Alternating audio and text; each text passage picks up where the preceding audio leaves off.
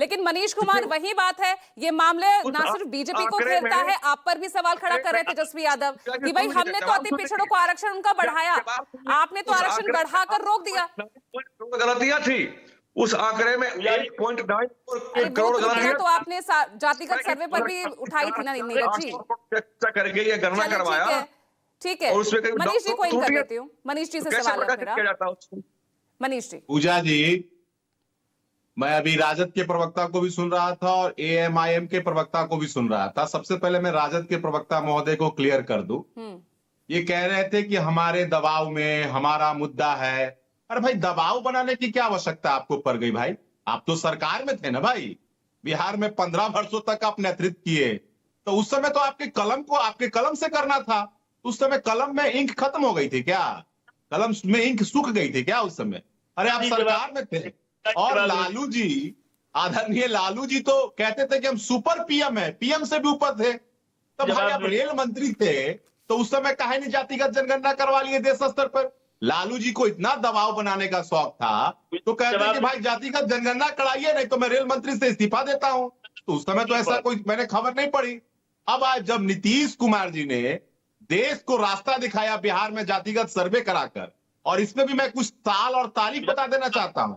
2019-20 में आदरणीय नीतीश कुमार जी ने विधानमंडल में जातीय सर्वे का प्रस्ताव लाया, दोनों सदन में सर्वसम्मति से पास कराया। उस समय राष्ट्रीय जनता दल और कांग्रेस के लोग विपक्ष में थे। 21 में हम देश के प्रधानमंत्री से मिलने गए एक प्रतिनिधि मंडल के साथ, तेजस्वी जी विपक्ष में थे। फिर 2020 में क्या हुआ मनीष जी? पूजा जी एक मिनट, पूजा जी 2020 में क्या हुआ? 2020 में हुआ क्या? तीसरे नंबर की पार्टी आप बनकर रह गए। दलित विधायकों की जो संख्या आपकी कभी 15-19 यहाँ पर दहाई के आंकड़ों को पार कर जाती थी, वो सिंगल डिजिट में रह गई। पूजा जी एक मिनट में कंप्लीट कर दूं, मैं आपके प्रश्नों का उत्तर दूंगा। जून 2022 में नीतीश कुमार जी ने मंत्री परिषद में यह निर्णय लिया कि बिहार में जातिगत सर्वे होगा और अपने राज्य के खजाने से। उस समय भी राष्ट्रीय जनता दल और कांग्रेस के लोग हमारे साथ नहीं थे, भारतीय जनता पार्टी और एनडीए की सरकार थी। तो नीतीश कुमार जी तो लगातार काम कर रहे थे। उसी बीच में जब यह प्रक्रिया शुरू हो गई तो तेजस्वी जी आ गए हमारे साथ।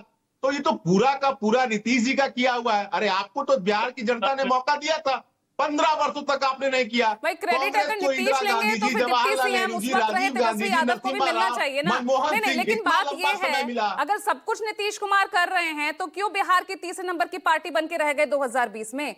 क्यों यहाँ पर दलित विधायकों की संख्या दहाई से सीधा सिंगल डिजिट में आकर रुक गई? मुस्लिम आपको विधायक खड़ा करते हैं, कोई जीत नहीं पाता, क्या हुआ फिर ये?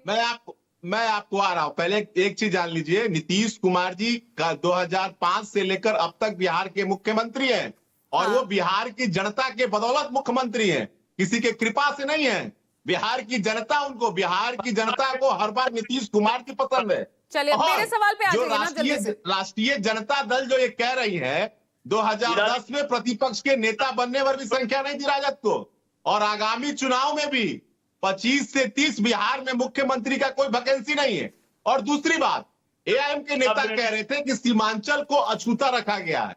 हम उनसे पूछना चाहते हैं कि आज जो 2005 के बाद सीमांचल में सड़क, बिजली, medical college, engineering college, polytechnic institute, आवासीय विद्यालय हो, छात्रावास हो, कब्रिस्तान की घेराबंदी हो, ये किसने करवाया? आदरणीय नीतीश कुमार जी धर्म और जाति और जिला क्षेत्र देखकर भेदभाव नहीं करते हैं, वो सबका विकास करते हैं। नीतीश कुमार जी को किसी नेता से सेकुलर होने का सर्टिफिकेट की आवश्यकता नहीं है। नीतीश कुमार जी वोट की नहीं, वोटरों की चिंता करते हैं। और हम तो चुनौती देते हैं राजद के नेता को कि वो काम पर हमसे बात करे। डिस्पाइट द फैक्ट आरजेडी सबसे बड़ी पार्टी बिहार की इस वक्त, और आपसे ज्यादा दलित विधायक इस वक्त आरजेडी के पास है, तो आप ये भूलिए मत।